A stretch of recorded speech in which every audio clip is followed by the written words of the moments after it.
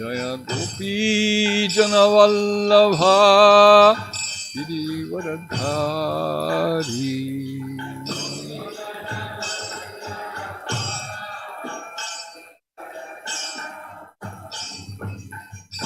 Shodanandana Braja Janaranjana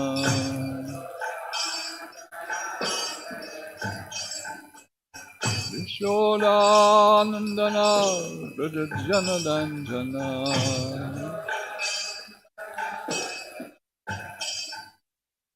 Yamunatira Vanachari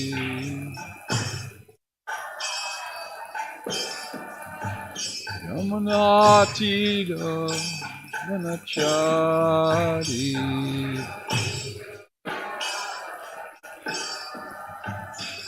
Jaya Radha Madhava Kunjavihari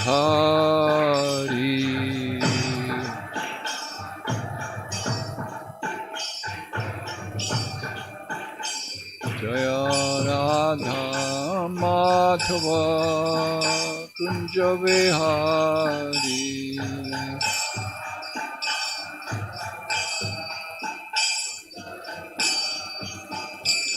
Jaya Gopi Janavallabha Girivaradhari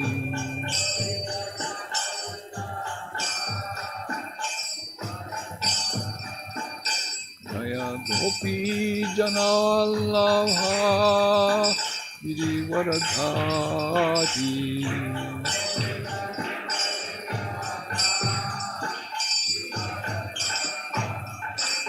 Yashodanandana Braja Janaranjana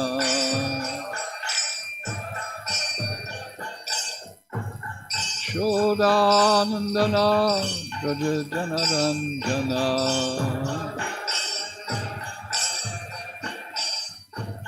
Yamunatira Vanachari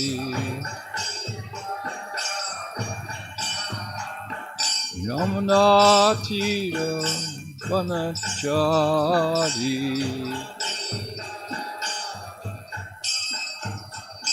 Jaya Radha Madhava Kunjavihari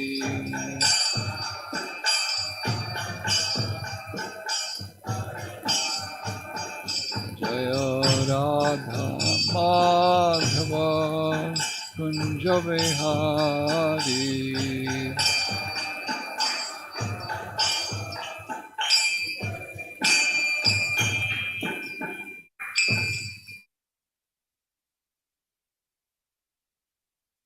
Jnana Kirtantasya Jnananjana Shalakaya Gurum Nityam Jena Tasmai Shri Guruve Namah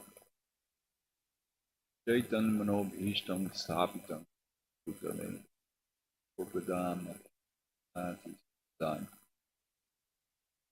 Vandeham Shri Guru Shri Padakamalang Shri Gurun Vaishnavang Shri Rupang Sagrajatang Sapagana Raghunathanitang Tang Sajivang Sadvaitam Savadhutam Parijana Sahitam Krishna Chaitanya Devam Sri Radha Padan Bhagana Lalita Shri Vishakhanvitang He Krishna Karana Sindho Dina Bandho Jagatpate Gopesha Gopika Kanta Radha Kanta Namostate Bhakti Kanchana Gaurangi Radhe Vrindavaneshwari Rishabhanu Sute Devi Purnamami Puri Priye Pancha Kalpataru Krishna Upasam Rupya Evacha Dana Bhavani Vaishnavi Kyo Namo Namo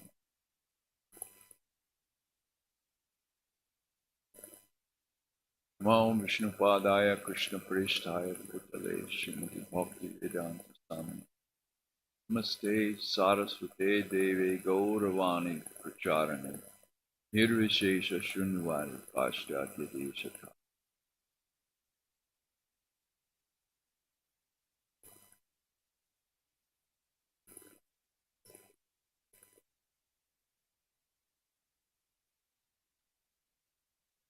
Yes. Narayanam namaskritya narang narang chaiva narottamam deving saraswati vyasam to jayamundiraye nashtapraeshu bhadreshu nityang bhagavata sevaya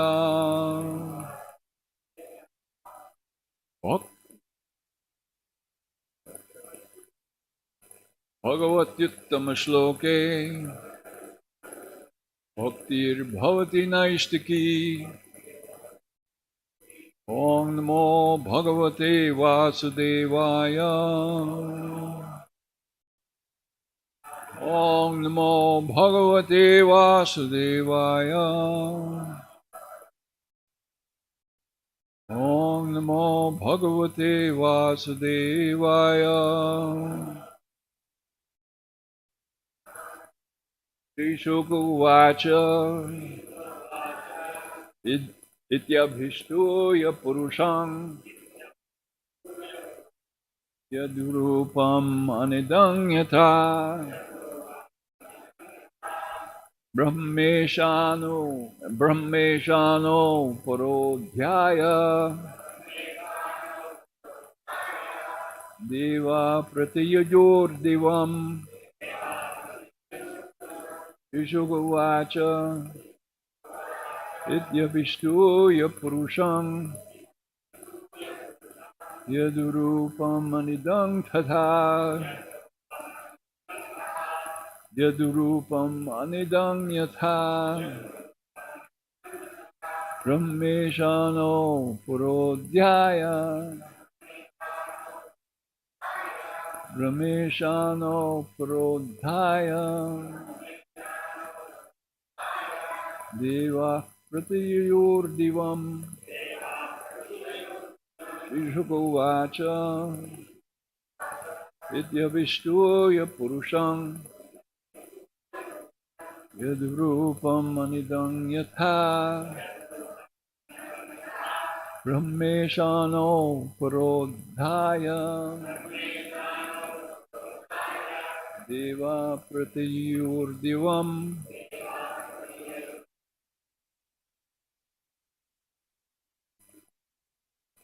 Vishukovacha Purusham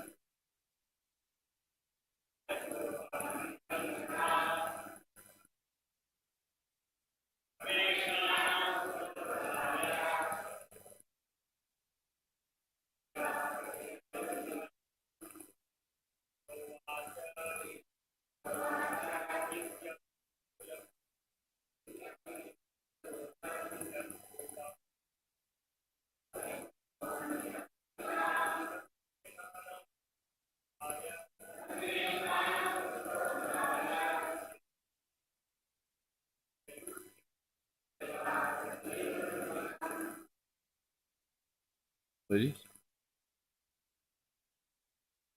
Shri Shukovacha Ityabhishtuya Purusham Yadurupam Anidang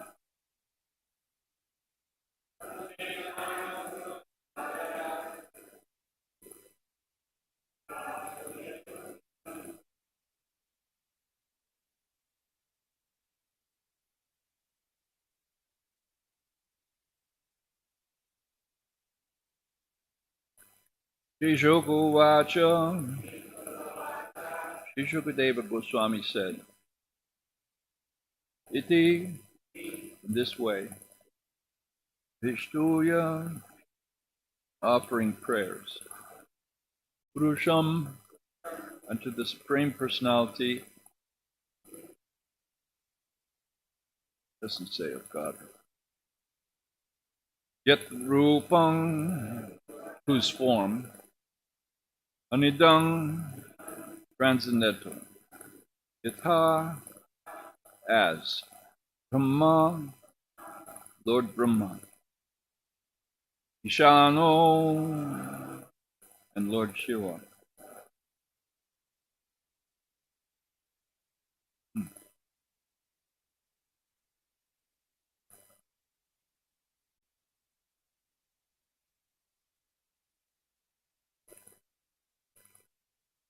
It doesn't seem right. It says Brahma instead of Brahma.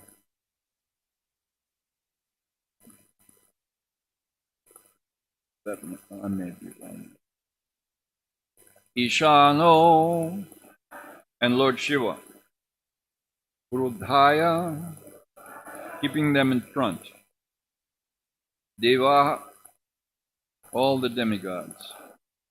Pratyayuk, returned. Divam, to their heavenly homes. Translation by His Divine Grace.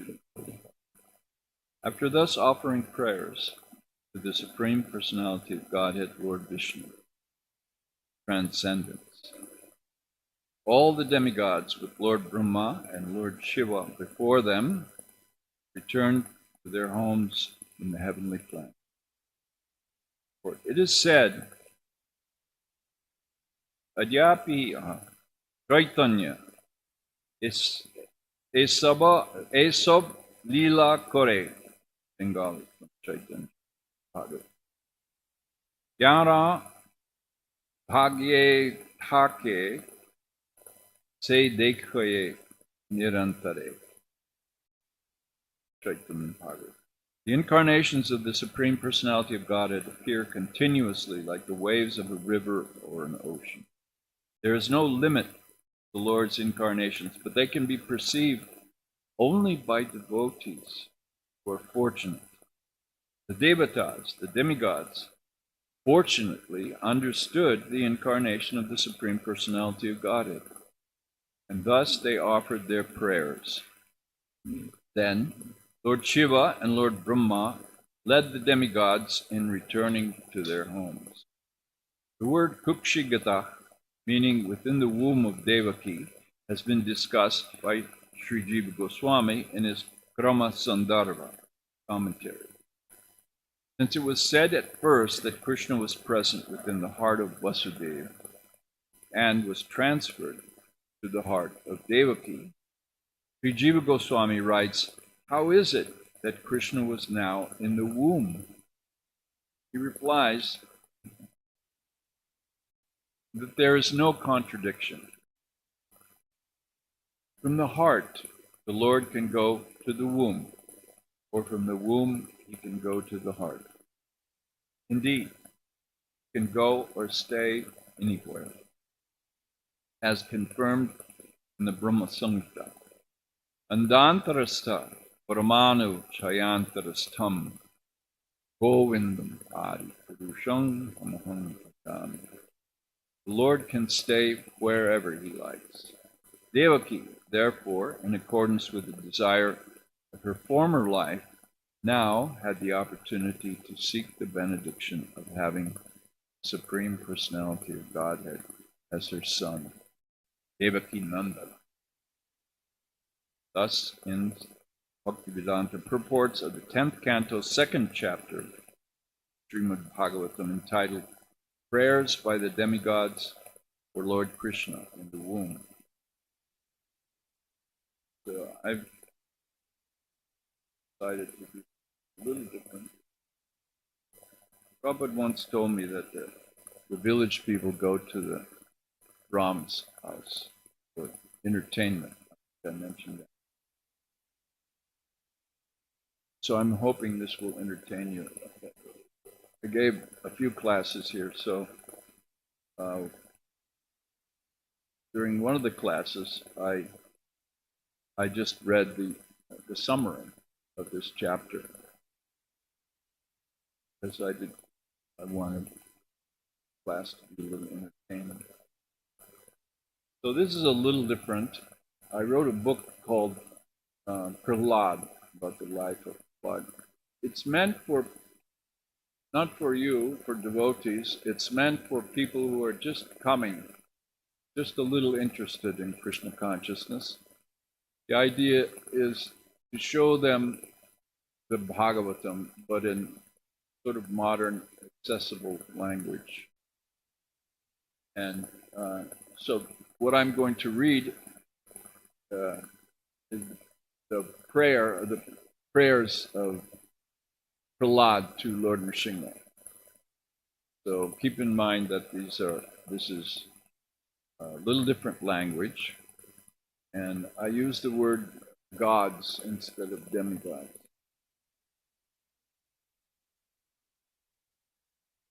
So Hiranyakashipu had been like a prolonged case of. The reason I'm reading these prayers, because this is relevant. These are also prayers by the demigods to Krishna in the womb, and the prayers by the demigods also Lord Nrsimha, as well as Prahlad Maharaj's prayers to Nrsimha. Hiranyakashipu had been like a prolonged case of meningitis that had affected the head of the three realms of creation. So, when the wives of the gods saw that Bhagavan had killed the demon, their faces emanated joy. From the skies they showered flowers like a gentle rain pouring down on Lord Nrsimha. As soon as the universe became calm again, the gods all wanted to see Bhagavan, so their flying vehicles crowded the sky. They began beating large and small drums. The celestial dancers and singers performed beautifully. When Vishnu, appearing as Lord Nrsimha, stopped roaring, the principal gods collected their thoughts and approached him. They were headed by Brahma, Indra, and Shiva, and included many saints and the residents of higher realms inhabited by the venerable ancestors, perfected beings, sorcerers, and celestial snakes.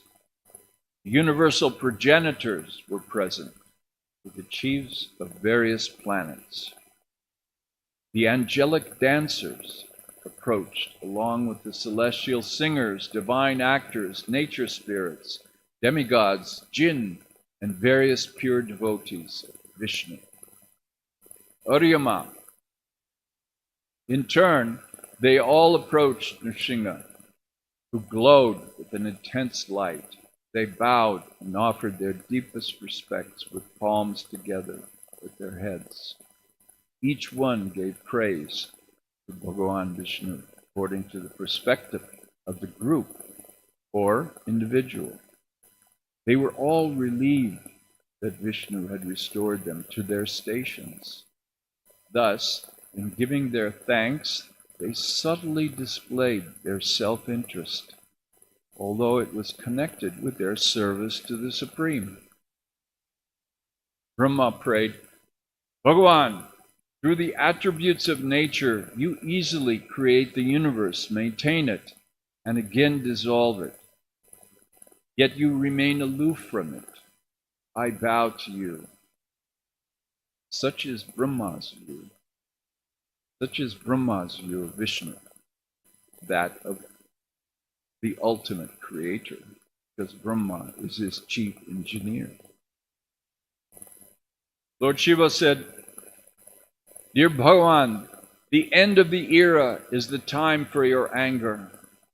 Now that this insignificant demon has been killed, and considering that you're naturally affectionate to your devotees, kindly protect this boy, Prahlad.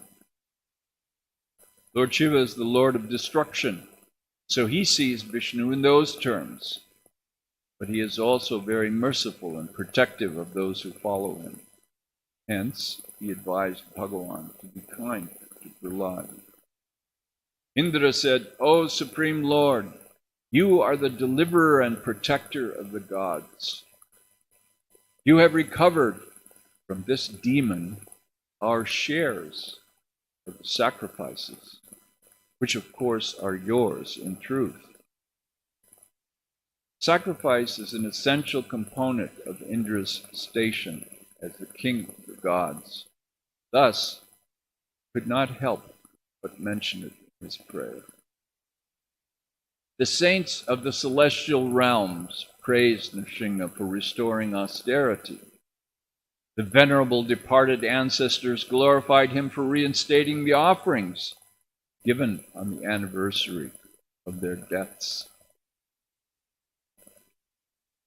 The perfected beings expressed their gratitude that Nrsimha had given back their mystic powers that had been stolen by Hiranyakashipu. The celestial sorcerers were relieved that they had recovered their ability to appear and disappear. The divine snakes had regained their extraordinarily beautiful wives, along with the jewels on their hoods. The maintainers of Dharma were pleased that Vishnu had appeared to restore Dharma, and now they could resume their natural duties. All those who offer their words in praise are servants of Vishnu. Thus they are eager to comply with his design of creation, even though their service might be tinged with a fragrance of self-interest. They are all highly exalted.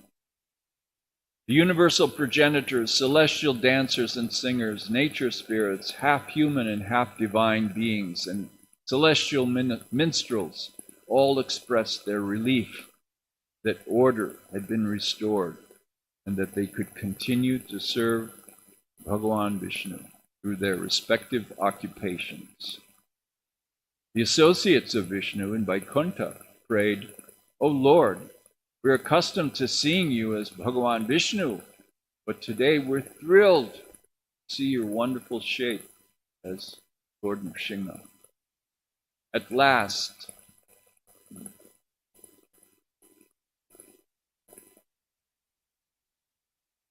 this chapter I call appeasement. The gods, even Brahma and Shiva, kept their distance from Lord Nrsimha, continued to show intense anger, although he just received their gratitude. Brahma called on Lakshmi, the goddess of fortune, to appease him. She said, "I've never seen such an extraordinary and horrific form. He's taken other avatars here in the created worlds, but I would prefer not to step forward just now. I think he would rather I stay in the background." Then Brahma said to Prahlad, "Son, please go and pacify him." Even though he appeared to be a little boy, he agreed. He hesitatingly walked toward Lord Nrsimha, got down on his knees, and then put his forehead on the floor. When Nrsimha saw the small boy prostrated at his feet, his fearsomeness melted into affection for his devotee. Raising Prahlad, Sri Nrsimha placed his lotus hand on the boy's head. The touch of Vishnu's hand purged the boy's mind of worldly desires. He was instantly aloof from the world, and all the symptoms of ecstasy arose in his body. His heart filled with love and his eyes with tears. He captured the lotus feet of the Lord within the core of his heart. In trance, Prahlad fixed his mind and sight on Lord Nrsimha and offered praise and love with a faltering voice. At first he sang, "Om Namo Bhagavate Vasudevaya." His sweet voice was more enchanting than ever. The gods were shivering and the goddesses were silently weeping. The celestial singers could not believe their ears. None of them could sing so well. After the mantra took residence in the hearts of everyone in the assembly, Prahlad spoke, "How is it possible for me, from an ungodly family, to offer suitable prayers to satisfy the Supreme Person?" The boy looked up at Sri Nrsimha and said, "All the gods and higher beings, even Brahma, could not appease you with their lofty praise. They are absorbed in goodness, but who am I? I am not at all qualified. The boy paused to reflect. He was speaking from his heart, from the connection he felt with Lord Nrsimha. Thus, when his ears heard his own words and his mind processed his own sentences, Prahlad was hardly able to control his sense of delight, his intense delight. He continued, one may have wealth, an aristocratic family, beauty, austerity, education, wisdom, luster, influence, strength, diligence, intelligence, or mystic powers. But even with all these qualifications, one cannot satisfy you. But one can please you with bhakti. There is no comparison to someone who serves you. For example, if a person is apparently pure, exalted, and thoroughly influenced by goodness, but is not your devotee, and is opposed to serving your lotus feet, he is not as good as a devotee who is a dog eater and who serves you with everything: mind, words, deeds, wealth, and life. That devotee can purify his whole family, whereas the person apparently in goodness, due to false prestige, cannot purify even himself. Prahlad glanced around the room. Everyone there seemed to fit the description of an exalted person influenced by goodness. They were also devotees of Vishnu, but the boy could sense some disagreement with what he had just said. He looked up at Lord Nrsimha, who inclined his head in agreement, and with his eyes indicated that Prahlad should continue speaking. Bhagavan Vishnu, you are satisfied in yourself. When someone makes an offering to you, that is for the benefit of the devotee, because you don't need service from anyone. Making an offering to you is like showing you your face in a mirror, because the offering is you. Even though I was born in an ungodly family, I may without a doubt offer you prayers with confidence. Anyone whose ignorance has forced them to enter this world may be purified of worldly life. If he or she gives prayers to you and hears about your magnificence. It should say, anyone who ignorance has forced, not written well. Oh Bhagavan, I'm not afraid of your ferocious mouth and tongue, your eyes bright like the sun, or your furrowed brow. I don't fear your sharp, piercing fangs, your garland of my father's intestines, your mane that's soaked with his blood, or your elevated wedge-like ears. Nor do I fear your unbridled roaring, which makes even the elephants flee, or your dangerous claws. My most powerful, insurmountable Lord, you are kind to souls who've fallen in this world. I've been born into a family of the ungodly as a reaction to my karma, and I am afraid of my condition here in the world. When will that moment come when you'll call me to the shelter of your lotus feet, which are the ultimate goal for liberation of worldly life? Here, it appeared that Prahlad was truly afraid of the illusion of creation. He had no reason to be, because he was aloof from the ignorance of the world, but he spoke for the benefit of all others in creation. Lord Nrsimha, I want to serve you in the company of devotees who are liberated souls. In that way, I'll become free from the influence of the three attributes of nature and be able to chant your glories. I'll sing of your magnificence, following the footsteps of Brahma and his son Narad. In this way, I'll cross the ocean of nescience. People often want to go to the celestial realms for a long lifespan, luxury and enjoyment. But I've seen all these. They pale in comparison with service to you. Also, worldly power and strength is nothing. When my father was angry and he sneered at the gods, he destroyed them just by frowning. But even though he was that powerful, you defeated him in a moment. Dear Lord, I've experienced luxury, mystic power, and longevity, as well as the pleasures enjoyed by all beings from Brahma to the ant. As time, you destroy them all. So because of my experience, I don't want to possess them. Lord, please place me in contact with your pure devotees and let me serve them sincerely. O Supreme Person, because of my worldly desires and being carried away by the common mentality, I was falling into a well full of snakes. But your servant Narada kindly accepted me as his disciple and instructed me how to achieve this position. Thus my first duty is to serve him. How could I leave his service? Again, Prahlad is speaking sincerely with humility. Throughout his life, he never succumbed to the common mentality, as he says. However, he means that just entering the realm of creation is a symptom of the impurity of one's worldly desires.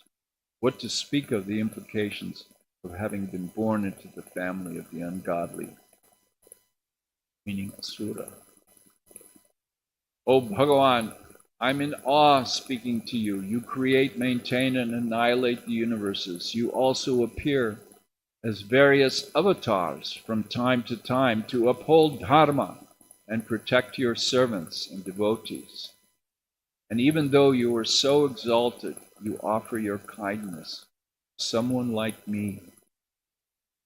You are on the other side of the river of death, but all of us here have fallen into this river and are suffering the pains of birth, dissolution of the body. Now kindly glance at us, not only at me, but also at all others who are suffering, and by your compassion deliver us and maintain us. Greatest of the great, in truth, I'm not very much afraid of worldly life, for wherever I go, I'm absorbed in thoughts of your magnificence and your deeds. But my concern is for the fools and wretched who make elaborate plans for worldly happiness, maintaining their families, societies, and countries. I feel affection toward them. Lord Nrsimha, I see that there are indeed many enlightened souls, but they're only interested in their own deliverance. They go to holy places and neglect to visit cities and towns. They aren't interested in delivering others. As for me, I don't wish to be liberated alone and leave aside the poor fools. I know that without bhakti, without taking shelter of your feet, such fools cannot be truly happy. So I wish to bring them back to shelter at your lotus feet. Bhagavan, I bow to you and venerate you, because without practicing bhakti, offering prayers, dedicating all the results of work to you, worshiping you, working on your behalf, always remembering your lotus feet and hearing about your glories, who can achieve that which is meant for the great swan-like souls? Prahlad stopped and remained silent. Lord Nrsimhadev was quiet and satisfied.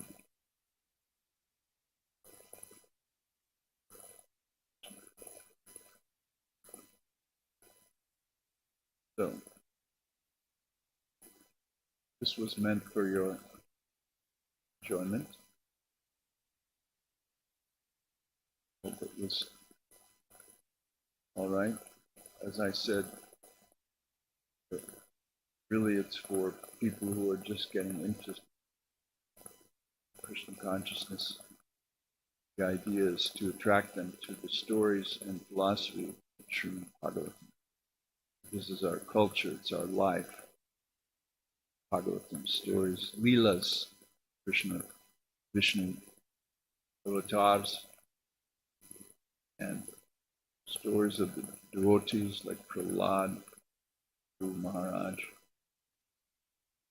So, and when Prabhupada said to me that the village people go to the Brahmana's house for entertainment, I was very surprised.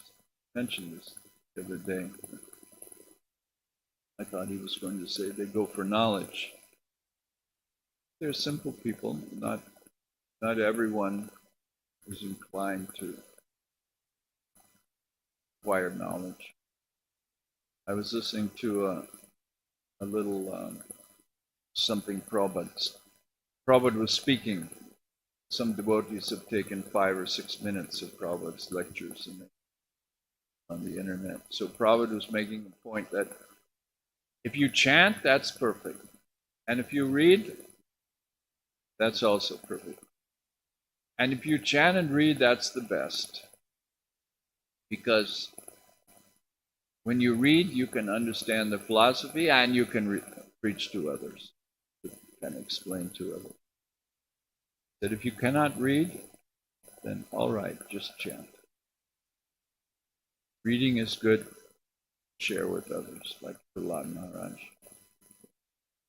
Interested in sharing and not just being an enlightened person who stays away from the cities. Who's very wise enough to stay away from the materialistic attractions of the marketplace. Sometimes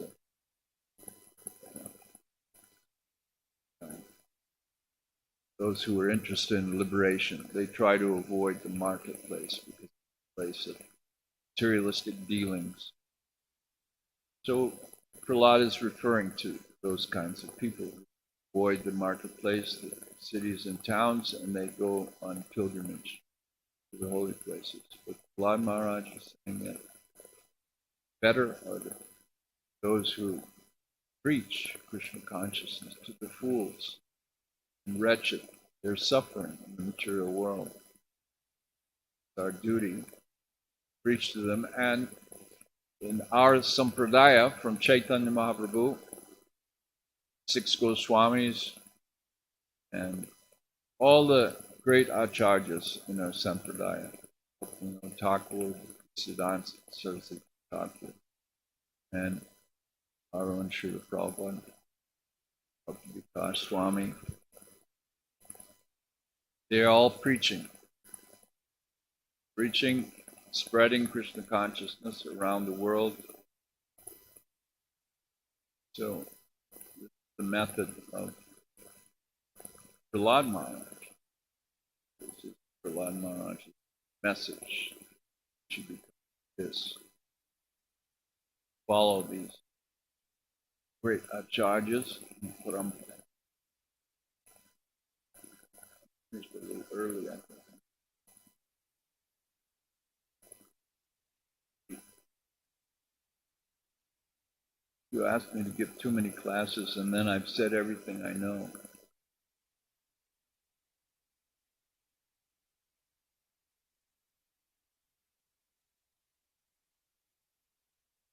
So are there any comments or questions?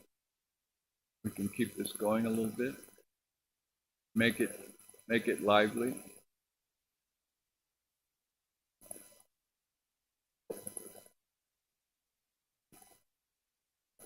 You made this rendition of the prayers of the great personalities to the Lord who appeared and killed a demon. What kind of religion is this, encouraging killing? He should have had peace talks with him and been an empathetic listener and worked it out. So what kind of religion is this? It's in our nature to be fond of conflict. If you all the people of the world are listening to the latest conflicts. Do you ever hear on the news something that has no conflict? Everything on the news is reported as a conflict.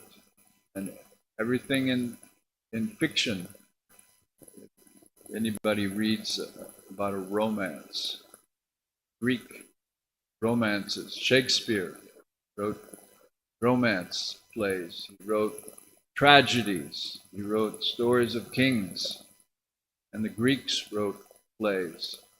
So all these contain conflict. And the great Kalidas, his poetry, conflict, and Jayadev Goswami. So there's conflict in romance when there's separation of the beloved and the two lovers when they're separated. So that's a kind of conflict also, tension. So this we love, we understand. This is a natural thing. So where does this come from?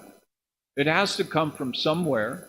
We can't say it's illogical to think that the Supreme Personality of Godhead is somehow impersonal and we've become persons. So where do you see anywhere in creation, how is it possible that something appears from nothing?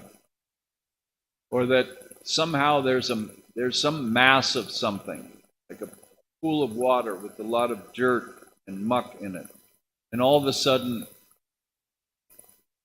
something emerges from that pool. No, it's not possible. Perhaps some great magician can conjure up some illusion, but in fact, in reality, that doesn't happen. That just from a group of elements, something and spontaneously emerge. So this idea of impersonal Brahman coming manifest without the personality, Supreme Personality of Godhead behind it, that's not logical, and it's not at all logical. It's not proven. Our system of mathematics, people are very attached to mathematics. They consider it almost transcendental. So it cannot be proven by mathematics that something spontaneously emerges. So everything is based on the Supreme Personality of Godhead, including conflict.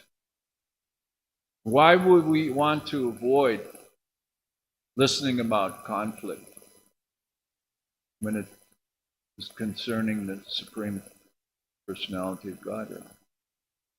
We are so attached to the conflict of this world because we can identify. We are suffering in this world. So when we hear about the Supreme Lord, that is our way to become free from the suffering involved in that conflict. When we hear these leelas that sometimes involve a conflict, like the Supreme Lord comes and he kills the demon, when we hear about that conflict, it frees us from the other conflicts of suffering. And then we hear about the Lord's sweet exchanges, like he has sweet exchanges with Prahlad Maharaj. And as Krishna, he has sweet interactions with his devotees.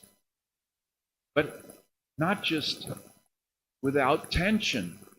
Sometimes with his mother, Yashoda, he's a naughty boy. He steals butter. And sometimes with Radharani, he disappears. So there's also tension in his loving relations. So from that tension and that conflict, we have a perverted reflection in this world. And the way we become released from that is to hear about the supreme activities. And as far as Hiranyakashipu is concerned, this demon who the Supreme killed, you're asking this question because you're identifying with the body. All respect to you, Mara. So the idea is, Krishna explains in the Bhagavad Gita, you have to identify with the soul and understand that the soul is never killed. Hiranyakashipu was actually an associate of Vishnu in Vaikuntha.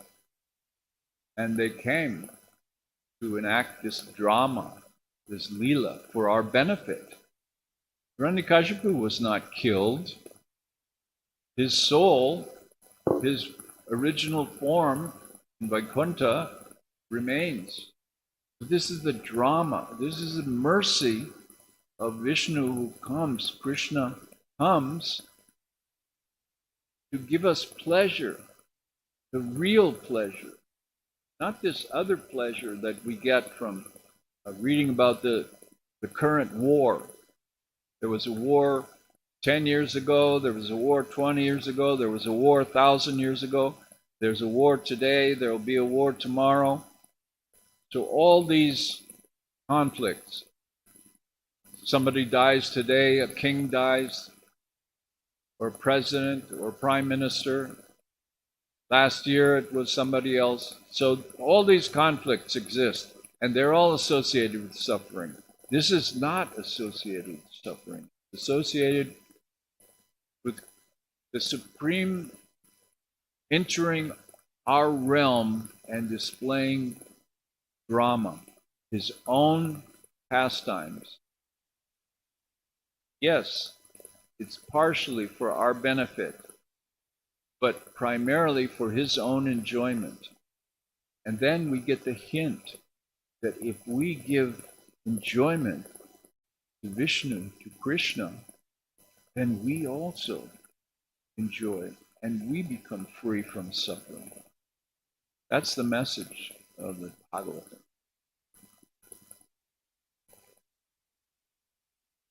Sorry, Maharaj, that's the only... I'm convinced. Well, that's nice that you say you're convinced, but what we really like is for you to come stay with us for a few weeks or a month, and you might think about shaving your head. Oh, you have a shaved head already. And you can... I was planning on getting my head shaved tomorrow. And you can rise early with us. So it's one thing to know or to understand about these things, but we urge people to really experience, to know by immersion. So we ask you to come and immerse yourself in this culture and associate with us.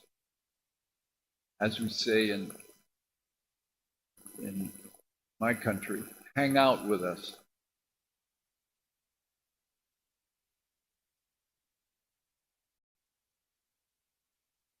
Just for a few weeks or a month or a year or two, that's all.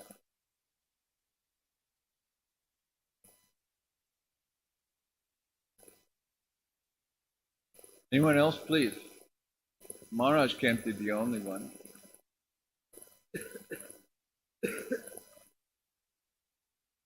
We have to have the hard questions. We have to have the difficult.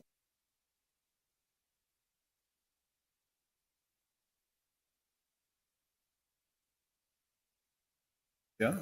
What else with a difficult question?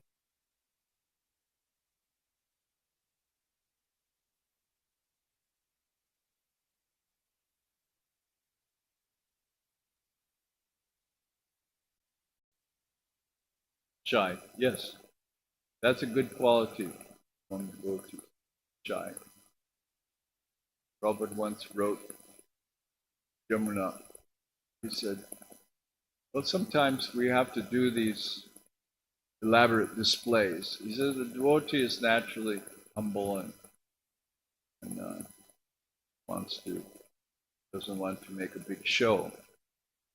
But for attracting people, we make these big festivals and big shows in public.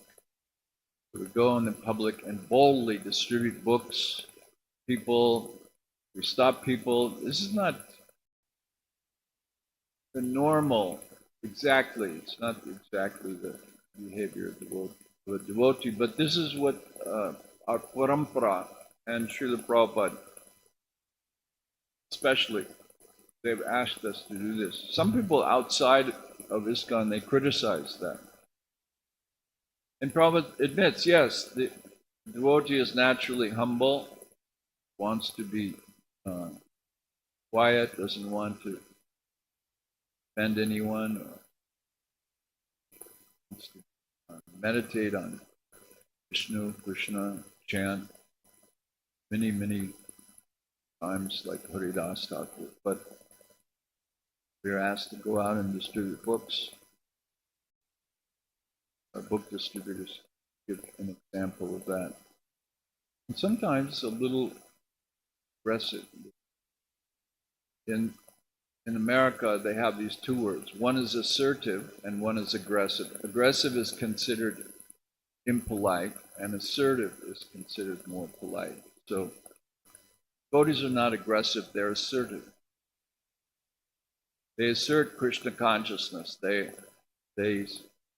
want to push the distribution of these books. And Harinam Sankirtan. Sometimes people object. The cars are rushing in the cities, making a lot of noise. There's hammering sounds of construction. And then the devotees come with Harinam Sankirtan. They go. People actually do sometimes. They walk by the kirtan party and they go. While the cars are going by making noise. So some people are like this. So that's why Prabhupada wrote the book, Who is Crazy? So they're crazy. But we go to Harinam Sankirtan boldly and distribute books and hold big festivals in major cities. And as much as possible in the main roads of the cities. Stop traffic. It's, big cities, Paris and London and Rome and Mexico City and New York City,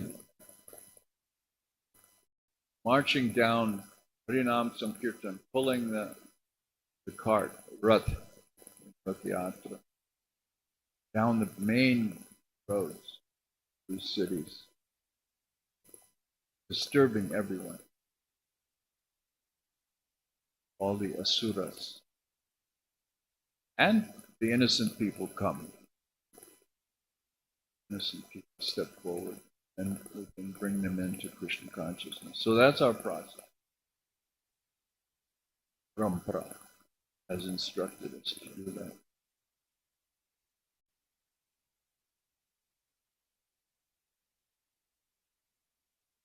Okay, I don't see anyone falling asleep, but still seems a little boring to me.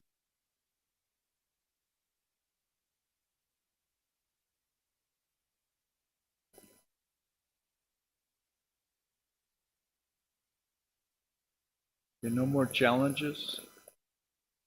Guess everyone is ready to move in. All right. Well, yes, so this is our goal. I have some ideas. I've collected ideas over the years, quite a few years actually. And then I came here to India for about a month and collected more ideas. So I designed a program. I'm working with a team of devotees, other devotees, and we're going to try to recruit more devotees in the West. In the temples in the West, many of the temples, Europe and America especially, some of the devotees that live in the temple, like you, the numbers have fallen. So it's a problem that the temples are maintained nicely, deities and nice temples, but not enough people inside the temple. Sometimes on the weekend, on Sunday, 200, 300 people will come, but in the temple itself for Mangalarti, maybe 12 or 15.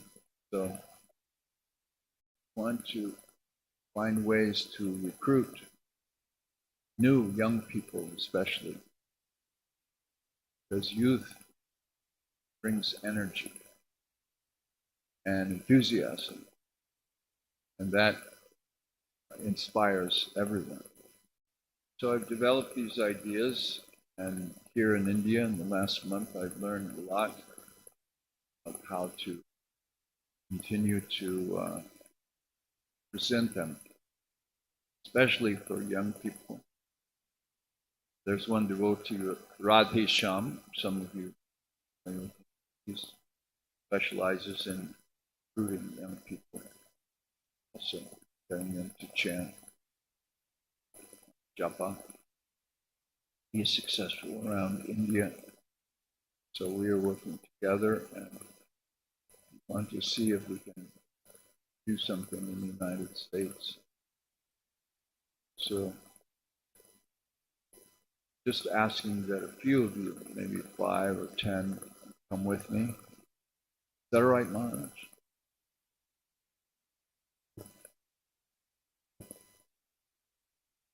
No, this is the way.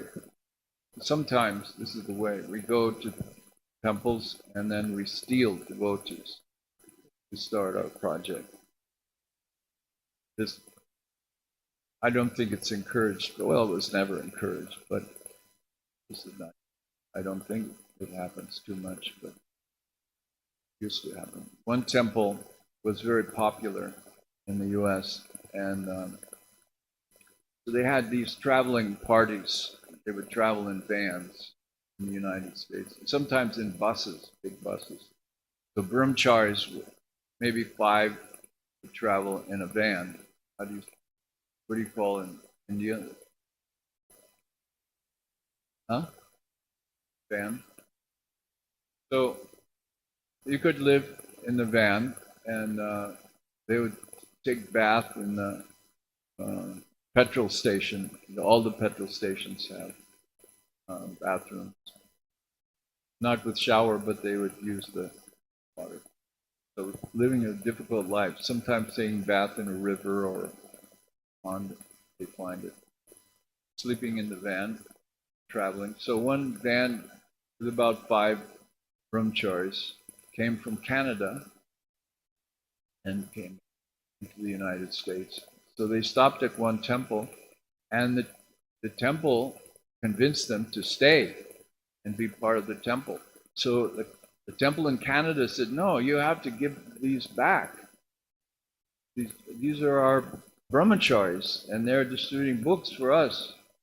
So the other temple wouldn't do it. So they negotiated back and forth, back and forth. Finally, out of 5, they gave 1 and the van.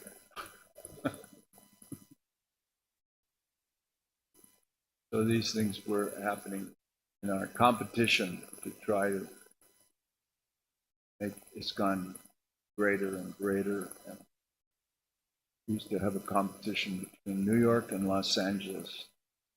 Los Angeles got a bigger temple than New York had. Then the next 1 year or 2 years passed, another big temple, and another bigger temple, and another bigger temple like this. Finally, New York won. I was very pleased. Competition like this.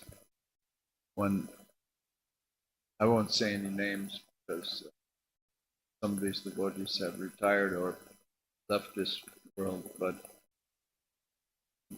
time Prabhupada said he received the book distribution scores, how many books have been distributed and how much money was collected. There was, in those days, there was competition between London, New York, and Los Angeles. Those were the major, as I recall. So one devotee in charge of, I think, Los Angeles came, Prabhupada, and submitted the report, how many books and how much money was collected, how much Lakshmi. And Prabhupada said, oh, and this other, he referred to the devotee from New York. And said, Oh, he will have a heart attack.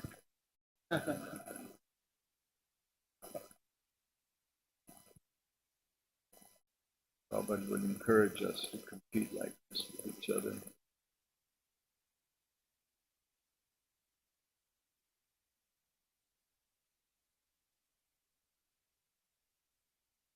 So Maharaj is left, so who will come with? So, I have a question. What attracted you to the Hare Krishna movement? Prabhu? What attracted me? Okay. Well, in simple language, Prabhupada. But I was also attracted by devotees.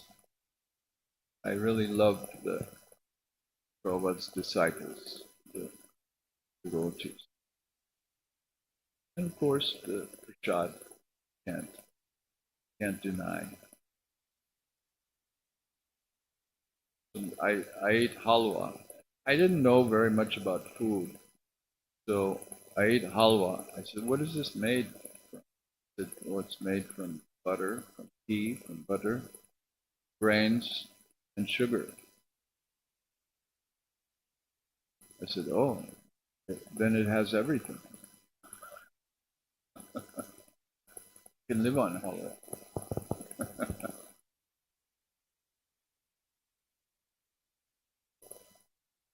I was also attracted by the art. A little later, I was attracted by the art, and I had this idea just from Prabhupada had this story of Prahlad. So, one devotee, husband and wife, they painted the series, story of Prahlad, Hiranyakashipu.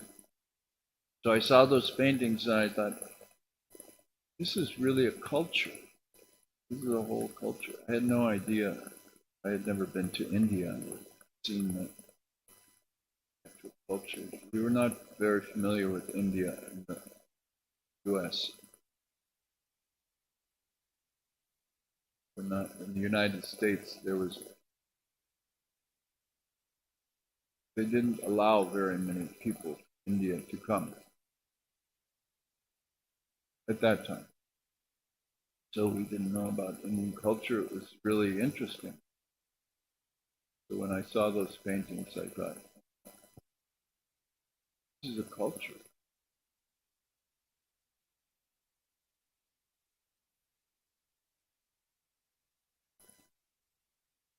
And I was very lucky. Prabhupada was there.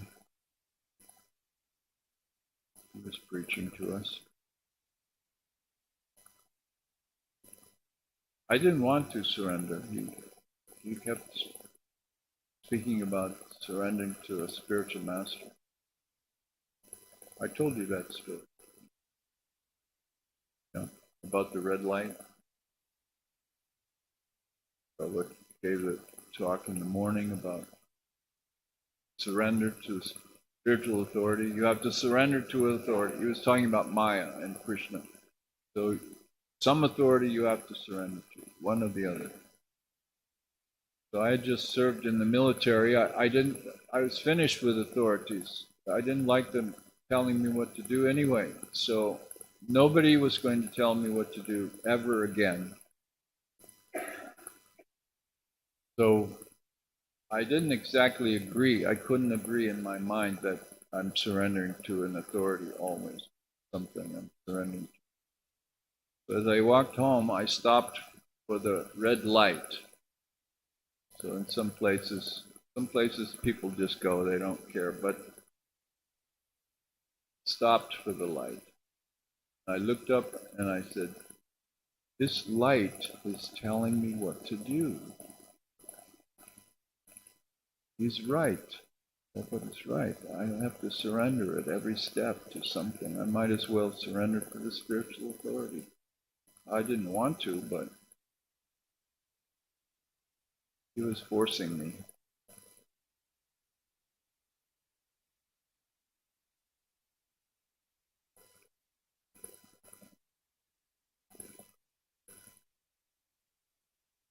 Okay, now it's okay.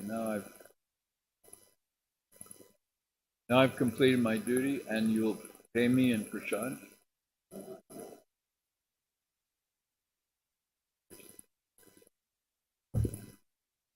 His Grace Dayananda Prabhu ki, Jai. His Holiness Bhakti Vikas Swami Maharaj ki.